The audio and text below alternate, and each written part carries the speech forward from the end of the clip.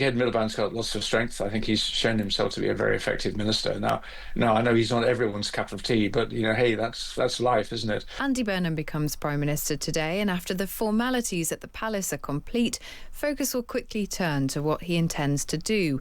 We already know something about his plans. He's told The Times he has a 10-year project focused on cutting the cost of living, streamlining the direction of government and beefing up representation on AI. But there are big questions too, on drilling in the North Sea, on the state control of assets like water, maybe even the National Lottery, and on defence spending. Lord Hutton, John Hutton, has a wide experience in government and in the Labour Party as a former Defence Secretary and Work and Pensions Secretary, and he joins us now. Good morning. Morning, Kate. Lord Hutton, what must Andy Burnham's biggest priority be, do you think? Well, I think he's got to get his government formed, so he's got to get his cabinet together. And then I think what really is going to matter a very great deal is some of the early decisions he's going to communicate with the electorate. Where is he going to take us, for example, on this journey of boosting economic growth? I think that's probably his number one challenge, because that is really in the wrong place at the moment. And then, as you said, he's got big decisions to make about defence. I think we've still got more work to do on curbing illegal immigration, on welfare reform, and this issue about oil and gas licenses in the North Sea. I think that's become quite a totemic issue. And I would imagine that he, like all new incoming prime ministers, wants to find areas where he can tell the country, look, I'm doing things differently. But of course, as we know, as Keir Starmer found out, none of those areas provide any easy answers. You've got to make some tough decisions. So I fully respect his decisions to date and what he's been saying to date about keeping the Labour Party together and all the rest of it. But, we're going to have to govern outside our comfort zone if we're going to get those big decisions right. So there are some sort of difficult choices ahead of him, but I'm hoping that, he's got the strength and the determination to do what's right for the country and think beyond just internal Labour Party politics.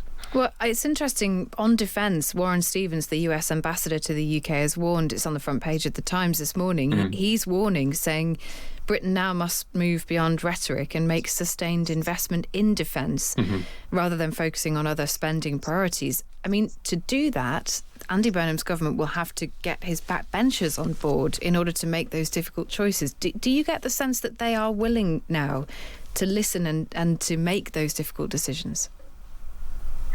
To be honest, Kate, I think it's too early to be sure about that. I believe the answer should be yes, but we're all going to have to wait and see. But I think on defence, there is really a very acute problem staring down the barrel at him, quite literally, that we're short of critical mass and capabilities in key areas that we need if we're going to deter any further Russian aggression in Europe, which I think is a very strong possibility over the next few years. So there are no easy choices for Andy Burnham coming into government.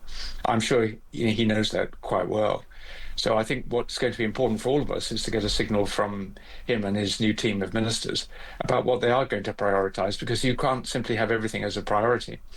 And I think that defence of the country and our international commitments to NATO are really, really fundamental to our economic and our social well-being. And that's why all previous governments have said that it's their number one priority. But sadly, they haven't actually made it their number one priority, because they can find money for everything else, but never find the money for defence. And I want to see that change. One of the early things that the new Prime Minister does is to actually say to the country, look, I know you're sceptical and cynical about all of this, but I take this really seriously, and here's the proof of it.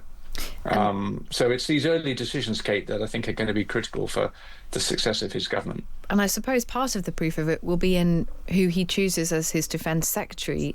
Do you have a particular person in mind who you think would help bolster that credibility? Because Andy Burnham isn't really known for his views on defence and foreign affairs.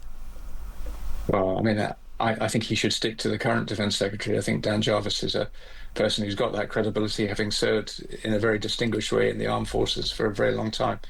So I think Dan gives to the government a lot of credibility, and I wouldn't rock the boat in that department. I think he's got much more difficult decisions to make about other cabinet jobs than the Defence Secretary's job. I think that should be a pretty slam dunk, I think. What about Ed Miliband as Foreign Secretary? Oh, I think Ed Miliband's got lots of strength. I think he's shown himself to be a very effective minister. Now I know he's not everyone's cup of tea, but hey, that's life, isn't it? I think what the country often don't like is ideology, masquerading as some sort of coherent plan. Ideology is ideology. I don't mind. I don't have any problem with idealism. I think we need that. It's essential in politics. But ideology can often get in the way. And we want people who've got some pragmatic common sense and judgment, and not people who hide behind ideological slogans. And I think some people look at Ed that way, maybe, and I think that's unfortunate, because I think he's a much more nuanced politician than that. But I think he's got to choose a pro-business chancellor, someone the business community will have absolute confidence in, and know that that person understands that the cost of doing business in the UK have risen extremely sharply in the last couple of years.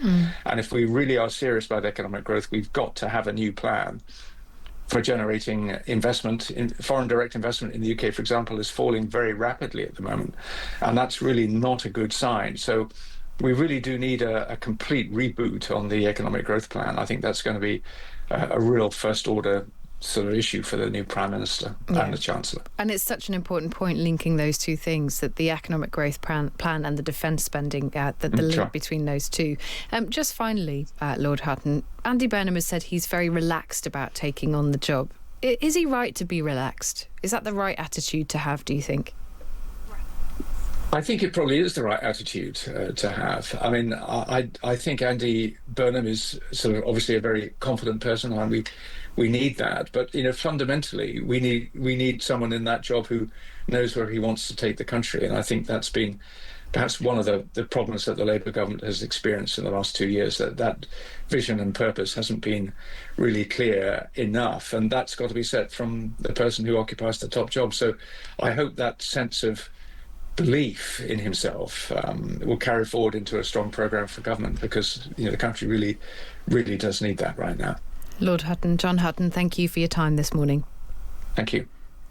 Little fault line, though, that just I've noticed this morning. We had Neil Lawson starting at 7 o'clock saying, really, that he'd be disappointed if Ed Miliband wasn't Chancellor, and there'd be people in the party who want Ed Miliband to be Chancellor. The implication from John Hutton was there that the business community need a very strong pro-business Chancellor. The implication being that's not Ed Miliband.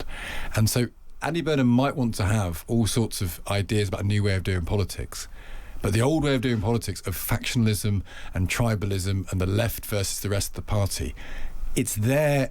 He might be able to suppress it, he might be able to work around it, but it's not entirely absent, is it? Well, one of the things that Andy Burnham has is almost a clean skin going into government, and we talk about that in terms of a lack of accountability. But what he also has is a chance that other leaders don't, because he hasn't had to go through a leadership contest, and he hasn't had to promise things to different factions, and he hasn't had to make those trade-offs that usually you do in order to get to number 10. Did he promise Miliband something? Well, I think Ed Miliband will have a role, and I think that's very clear, partly because Ed Miliband, remember, has been a really key part of Andy Burnham's team behind the scenes. That's what I'm saying. He's been developing policy. So has he promised him something? But the question is whether Ed Miliband is going to be happy and willing to do a different job other than Chancellor. And the indications are that maybe he will be okay doing something different, and maybe he will play a role. I think the thing to keep in mind here is that Burnham hasn't had to publicly make those promises, but those questions will be asked of him very, very quickly by his party, and it's whether he's got the coherent and the credible answers